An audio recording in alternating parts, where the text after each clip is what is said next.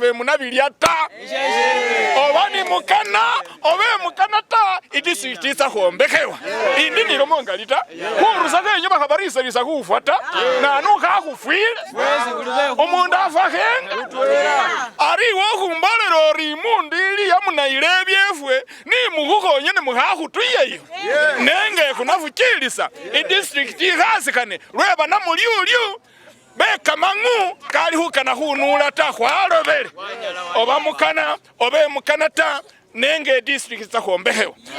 Omwaka gwali gwa 2020 government yasalawo nesobola kubanga ate ewa ebitundu ebyenjawulo cities era nga mu Western Uganda twafunayo Mbalala ne tufunayo Fort Portal ne tufunayo city nga Zigulu Lira ne cities endala ezasobola kubanga ate zitongozebwa ne government.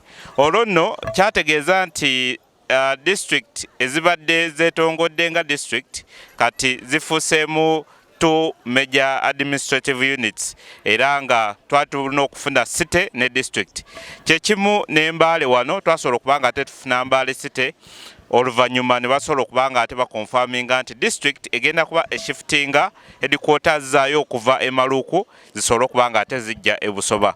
Okuva 2020 nga resolution eyo we yayita mu council ya Mbale District yali kulemberwa Muhammad Mafavi sawa zino chairperson LC5 wa Mbale District paka olwaleero enaku z'omwezi nga 2 wetukoledde story eno enaku z'omwezi nga 2 ogw'omukaaga 2025 implementation ey'ekiragiro ky'okuba nti Mbale District bafuna headquarters empya e Busoba tekinaba kubanga ate kiteekebwa mu nkola olunaku olwaleero. Kakati kino kinyiziza abatuuze bagamba nti bazanyiddwa nnyo ku bwongo era nga bagamba nti balinze nnyo omusingi gwa district eno gusobola okubanga ate gutandika okubanga ate gusimibwa saako ne construction esobola okubanga ate egenda mu maaso wano e Busoba wennyini wenyimiridde naye okutuusa kati wali kikoleddwa.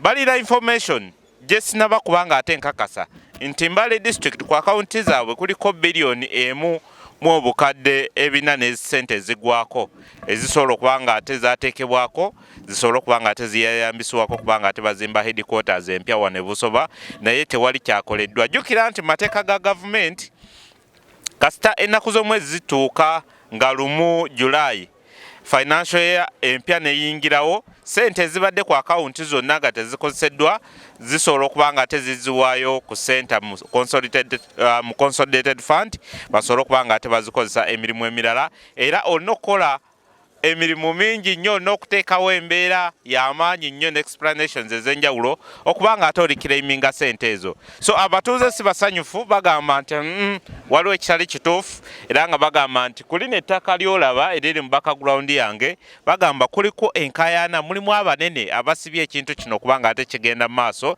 naye nga bo bagamba they can't wait to see the district headquarters being erected at this very ground e Busoba wano. So the concerns abatuuze era nga tubadde tuli awo ne coordinator wa ONC mu kitundu kino ekya Mbale District naye nasobola okubanga ate atwegattako olwo nno naye n'awaayo endowooza ku kikyalaba ku ground wano ku Mbale District naddala e Busoba wano. Katukuwe abatuuze be basobola okubanga ate bannyonnyola okusingawo ku ffe kuba be bakwatibwako ensonga directly batubuulire lwaki si basanyufu n'enkola eno ate bo nga abatuuze bazaako ki then oluvannyuma tujja kuba tukutuusaako n'ab'obuyinza abalala nabo batubuulire lwaki okutuusa kati 2025 tetunnalaba district headquarters nga zitandika okuba nga tezizimbibwa wano e Busoba mu Mbale District.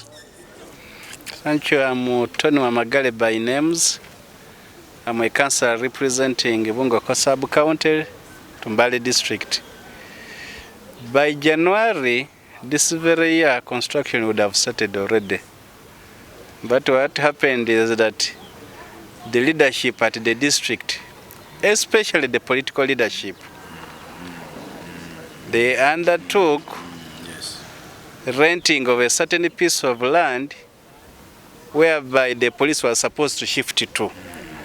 And because of that renting, we have tried as we can as political leaders of this area and the local people of this area to tell these people that they should shift their coffee beds to other places, but it has been taken long. That's why last week you saw some people had to demonstrate because of the insensitivity of some of these people. But I want to say that the voice of the local people has been heard, and right now some people are trying to shift the coffee beds, but we are shifting when the financial year is ending. And we all know that once the financial year ends and when there is money on account which has not been used, it has to be swept back. And once it is swept back, at the center they will realize that Mbale does not know how to use the money. That is why we are really concerned of that. So we are saying that as these people shift their coffee beds, in the case they shift it to them, they finish well and good. But if they fail, we are going to help them to shift them. We have overweighted. People are tired of the same stories up to today. We are also saying that we had agreed as the leadership of this area that the chairman LC5 of the district, Mafami Muhammad, the cow of Mbale District, the RDC, this is a security issue now. The moment you handle it with gloves, it can cause bloodshed. But people are here, the leaderships are not there. That's why we are concerned. We are saying that let them come and address the community. We want to know when is the contractor coming. Even if they shift it today, we want to know when the contractor is starting work. Because the joy of the people will be that they hear that construction has started, the money is not swept back. We want also them to give us some clarification, information as to whether the agreement has been signed, the contractual agreement has been signed with the contractor. Because once it is not signed, then we shall be like chasing wind. So our people of Busoba, our people of Mbale District are much concerned because we are almost finishing the 5 years in leadership. Yet we promised them at the start that we are going to construct the headquarters at Busoba. So it is our cry that let the leadership provide, the leaders provide the leadership such that we can work as a team. Thank you. I'm Tuma Jackson by the names, the chairman of this committee. On 28th, we went as far as to meet the cow Mbale District over the same issue. We met the RDC, we met LOC5 chairperson. They promised that today, Monday, is the last day. And we are happy that we have reached the last day as they promised. However, we are waiting for them, but they are nowhere to be seen. But the stakeholders are still waiting. As the speakers have said, we shall not leave this place unless we see that the coffee beds are shifted away in the area we promised to give the police. However, it's the weakness of the politicians who are heading this district. Because to me, I see that the person who subrented the area as a person that they voted themselves. Today, to me, I feel that if possible, they could dissolve the Epic Center management and they elect people who are capable. That is what I can say. Thank you. Mpitiwa Mbale District, Councillor representing Busoba sub-county at the district. Obuzibu tubuyina. Obuzibu badde nti district yali badde yazimbibwa yatandikibwa dda mu mwezi ogwe January. Naye ne twesanganga tetuli kuzimba olw'ensonga ez'abalala. Nga sinabagenda wala. Njagala gamba kino ekintu. Nsaba buli ssekinnoomu akola ekintu agezeeko nnyo akikole nga ye aleme kulembezanga mannya g'abantu okwagala okutiisatiisa. Wano twaliwo lumu ne bagenda baleeta wano nti bali kulonkinga emmwanyi. That is Bulambuli Twigate. Kati bwe twatuuka ekiseera nga tulina okutandika construction ne batutiisatiisa nti nekintu kino temugezaako ne mwogerako kubanga ekintu kya first family kya mukulu lwaboogo ne tugamba naye kweri omukulu mu kitiibwa kye tubasaamu ekitiibwa ayinza okusalawo mu bifo byonna n'ajja wano e Mbale n'alaba nti awantu we tugenda okuzimba district wasazeewo era okugula abeerewo okumanya nga abantu bano baagala nnyo okwonoona amaanya g'abantu kyekibaviirako ne mukulu president ne bamwogerera ebintu ebitaliimu ebifukuule bagenda ne bekwasa abantu abalala kuba amanyiddwako n'omuntu n'amuleetawo ng'ensonga nga baagala kubba.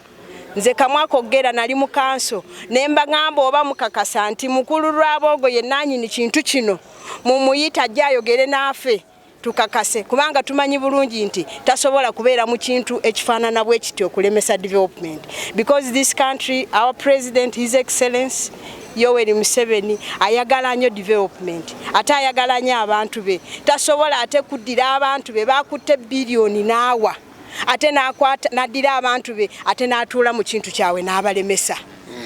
Nkubiriza buli sekinoomu bw'obanga omanyi omuntu yenna mu ntebe gy'otuddemu wonna w'otudde tokulembezanga muntu lwakwagala kutiisatiisa abantu nga sinaba kuvaawo. I want to take this opportunity to appreciate the current cow of Mbale District, Mr. Luke Lukuda. I've been hearing of cows and cows, but this one is the perfect cow we had in Mbale. He has tried his best to see that Mbale goes to the level of its history. Naye abantu balemeseza mukulu cow yawandiika ebbaluwa mu January n'asindikira epicenter management. Cow abaavaawo ate abakulu abalala bajja nga banyimba abaana ba epicenter nti temuvaawo ekino ekifo kyammwe. Njagala all NGOs that will come in this district. We love Mbale, we love development, we love those ones who are in this community, but we hate hypocrites who come and cover under to derail the development of Mbale District. Nolwekyo njagala kwebaza stakeholders. Abantu bano bonna be mulaba bano bakoze omulimu gw'amaanyi nnyo ne beekuŋŋa wamu ne balaba nga development erina okola ki ogenda mu maaso.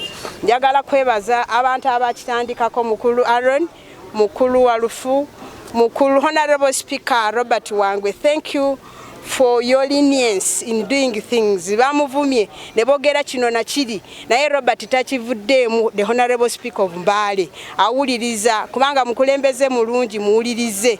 Bamuteekako amafukule naye n'asigala ng'akola ki akigumira n'abeera mu community n'abantu be ekintu n'akitwala mu maaso. Njagala okwebaza mukulu Aaron. Aaron, thank you so much for everything. Alan atubeereddewo nnyo. Bamaama bano bonna be mulaba batubeereddewo naffe tubaddewo lwa kwagala development. Twebaza President Yoweri Museveni okutuwa what it's called what? They were called Jacqueline. I have one word. I'm just like making one cry of our Mbale district as a district because the president was very honest. He decided to give us as Mbale a district. And he never ended there. The president raised money, 1 billion point something. But it is to my surprise because me as a mother, I was very eager and yearning to see the district being constructed. But it was like an amazing point to see that Mbale district has people who are too corrupt.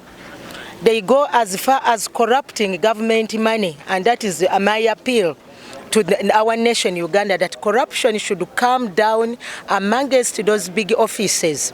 Because there is no need, like now the epicenter we are talking about, it was handed over to the government. That was around 2013 or 2014. We handed over to the government from the being a project, an NGO, to a government property.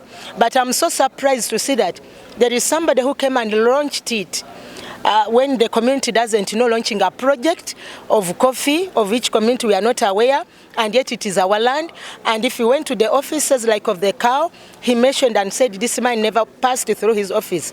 So I'm just appealing to the person, you know very well yourself, you launched your project in Busoba, of which is not your place, is not your land. This is government land for Bama Saba. We need the district. One thing, we need the construction of the district, because our youth are very many. Personally, I have like 5 boys. I need them to get jobs from here. So I'm appealing to the high offices.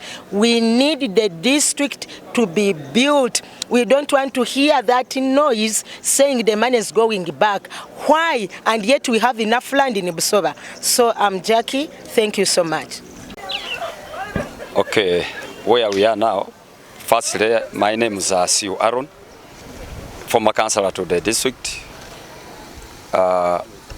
Some time back, our district at Mbale, we sat in Maruku.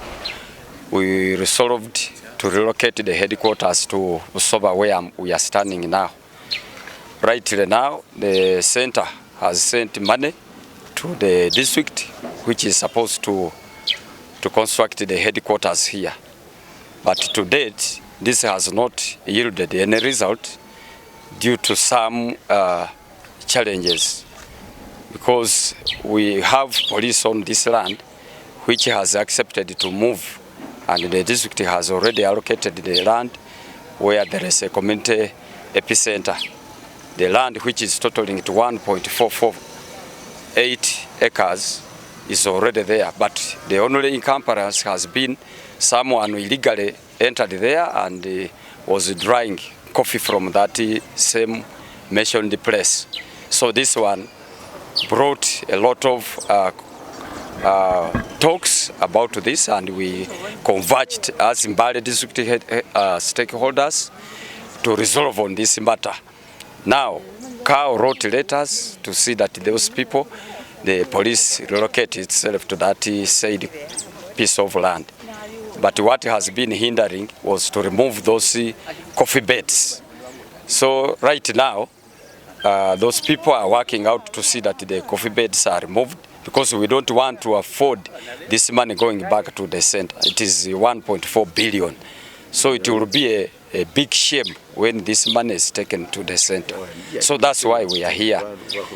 So that is why we are here, to see that we work together with the office of RDC, with the office of DPC, so that things are done as we want to have them here. Because this is a very big project, and the project is taking 9.3 billion. Out of that, 1.4 billion is already on the account. And days are rushing. We don't want to see this money going back. We want the contractor to come on this site and start construction. And we want the police also to shift to the place where they were given to relocate themselves. So that is what is on the ground. And today, we are to receive information from the RDC, DPC, the LC5 chairman, plus all those stakeholders who are responsible with accounting these funds. That is the office of the CAO. I remain Siu Aaron, a stakeholder of Mbale District. Kama sina matayo koba chairman LC1 na mahiso village mugombolole ye Busoba. Uruku yanga nabi kwa sima district kuhuisa yatabula ni uruku yanga nabi isambo esiri kuhasiwa na mokhala riyombekero yasi mumona uri kucha kurebelesa mu office sose nese kuli kuulira ikutiero mura shine district ikombesa ata kale mubumbi feshalero nga babikali ngatsibili kumesi ko hasesaba kuliano ku sub county kubwene kushifoshe district kama zima kalo makari kwa kani project za government source era papa president arombo sata na fuwa huwe district na shirishalero shino oba polisi huamba obelio bebunyala bana kukola bariye na kukana kwa meano runa hulesha lero ngakuleke district yana hiro kuombekewa lweko bakwa kubonero mulashina ta ekulini liko bitali soli Basoba district isire mu Busoba ifefe ni fofa kwa analiswa shishalo shishefu ni kukwarebelesere mu Busoba mbawo uli kukukasisata kwa kumanya omundu yo nanuta neve feshese kukalireo kuli kukana district tuna kulwesha lero kwa amano nga yana nikiro kuombekewa chipande shina kushikwikiwe ngati ofisi tsitso etsilio tsili kukukasisa tsitse tsikubolele siri oba kama pesa kaisi kitsira shi kitsalo kube district yakakasi wa kuombekewa uamba contract toka na kuombekewa byombake aliyo ne bali ku mukanisa ananike kumulimota uli kukana komanyeromo ne yakukorere bali kuikoranisa kale efenga babi kali bebuso bafwes okwakanile district shalero kuliano nenga mumonetsa wele kuli kuloma kuri government wanyala era shalero kwa amano nge district iru kuombekewa naramire matayo ko bachamanero si wanu kama sina Pastor DN na mwe David Nashanga umwihali uwe Busoba Mbale District. One, ndini ibindu bitina byengana hukani haho. Hunyo kene sime government lwe huwa I district yefe isho kwasimiri. Nendi hukana humanyisa bamasabandi. Bali hu district ihuli huba sabata ne buno buli busika bwefu. Era huli hukaba angaba abana ba Isiraeli nga bama mu Misiri. Musa barusayo bora ahundu hutsira papa iro abaromerare nga mwatabuye mu chozenland aringa morero mukabe bikuka nga bamanase muri mukabe bikuka li 12 biwe arifane huru ikotserera babanese kwara ku district barambeta ne kuri kuba romahore kumukasa kwese kwabarerayo kwa ukubonata kirafa bene kuyambiyemo ari buno buli busika bwefe ku papa kirandi hulo mandi abana befe muri ku district oba mukana ta I district isa hombekewa 2 bunyale buli bwenyefe kubara mu office tabunyala bushiri ubwefe kushiri nabo kushiri ni huba rusayo na mwe kwaba lekhayo shishindi ngana mumanye muri bukolomoni bwesi mukora bwose ari shalero bwa kamile buwalele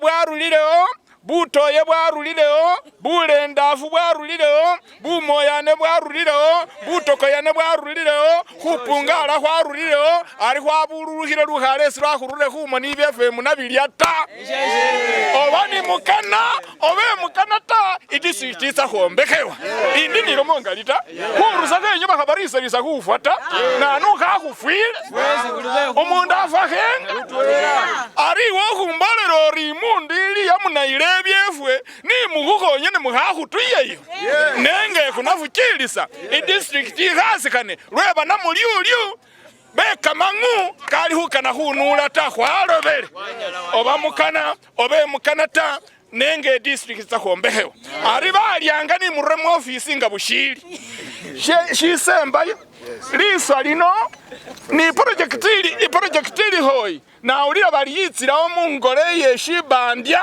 ari hwarakihira bintu byose byose hubisorama ari hukana humanye I district iya wayo bibitsa birye ari ndi huborere nyumuliano ni booster ndi hubaborera anti kwaka ku establishinga council ya elders ili neutral ibenga ibindu nga bitsa ku district oba bitsana binyo bibire mu council of elders babimanye babyanjulere land committee itandike process na bintu bya hwamani bakwipanga mu busabe byakamire shalero for God and my country. Amen.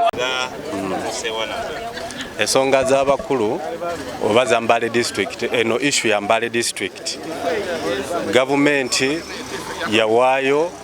yawa abantu be Mbale District amanya nedobozi Andrew Alan Wokalo ONC coordinator Mbale District esonga y'abakulu obesonge kwatagana ku Mbale District yajjanga ekiseera kye bawa sente ne bazibawa akaseera kaweddeko naye nga teri kye balaba ku ground bakumya abakulu babeyo babenga babulirako ekitambula naye nga byonna tebikola ki so community oba stakeholders ba Mbale District ne bavaayo ne bademandinga nti kye bagala kulaba nga headquarter ekozeeki ng'evuddeyo oba ng'ezimbiddwa n'olwekyo ne bakuba enduulu ffe ng'abakozi ba muzeeyi through hajjadde na myalo ne tuvaayo ne tubawuliriza naffe ne tubigatako ne tugamba kino kye baliko kye kituufu so ekintu ekyali kirese obuzibu abantu abajja ne besinga kuki ku ttaka be balemesa ki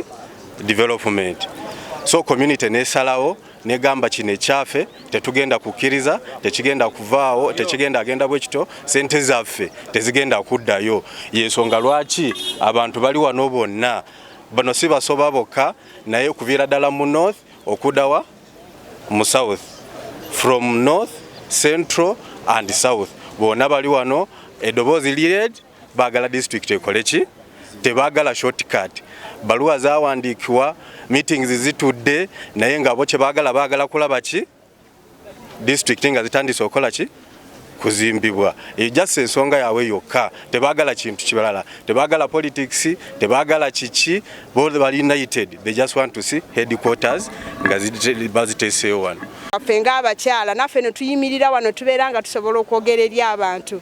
Your Excellency, thank you so much for everything you have done for Ugandans, and more especially the women of Uganda, and more so those of Mbale. I'm grateful because I'm here because of you being the President of Uganda. May you live more and more for God and my country. President Museveni ye yakola ogugwenga omuntu n'awaayo sente nezijja nezituula wano, kati obuzibu buli mu bantu balidazi baffe be balwawo okola ki okutambuza ekintu kino. So n'olwekyo bano abatuuze bajja kubeera basanyufu ng'ekintu kyabwe kimaze okukolebwako.